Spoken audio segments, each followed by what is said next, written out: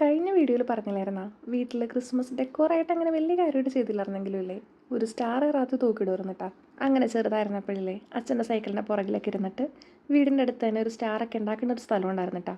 അവിടെ ചെന്നിട്ടായിരുന്നു സ്റ്റാറൊക്കെ വാങ്ങിച്ചുകൊണ്ടിരുന്നത്.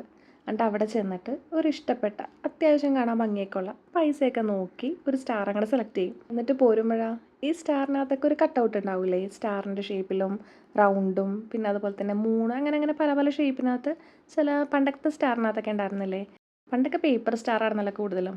അങ്ങനെ കുറേ കുറേ കുട്ടി കുട്ടി പീസൊക്കെ അവിടെ വെട്ടിയിട്ടുണ്ടാവുമല്ലോ. അപ്പോൾ അതും കൂടി അങ്ങനെ പിറക്കിയെടുത്തിട്ട് ഇങ്ങോട്ട് വീട്ടിലോട്ട് വരും. പിന്നെ അച്ഛൻ്റെ കൂടെ നിന്നിട്ട് വയറൊക്കെ വലിച്ച് ആ സ്റ്റാറിൻ്റെ ഉള്ളിൽ അങ്ങോട്ട് ബൾബും കൂടി ഇട്ട് കഴിയുമ്പോഴായിരിക്കും ഒരു സമാധാനമാവാം. പിന്നെ എല്ലാ ദിവസവും സന്ധ്യ ആവാൻ വേണ്ടി ഇങ്ങനെ വെയിറ്റ് ചെയ്തിരിക്കും. വിളക്ക് കത്തിച്ചിട്ട് പിന്നെ സ്റ്റാറിൻ്റെ ലൈറ്റും കൂടി ഇട്ട് കഴിഞ്ഞാൽ ഓക്കെ ആയി. ഇപ്പം പിന്നെ പേപ്പർ സ്റ്റാറൊക്കെ കുറവാണല്ലോ. അപ്പോൾ ദേ നമ്മുടെ ഈ സ്റ്റാർ എങ്ങനെയുണ്ട്? അപ്പോൾ വീഡിയോ ഇഷ്ടമായി കഴിഞ്ഞാൽ ലൈക്ക് ചെയ്യുക, സബ്സ്ക്രൈബ് ചെയ്യുക, കമൻറ്റ് ചെയ്യുക. അപ്പോൾ താങ്ക് യു.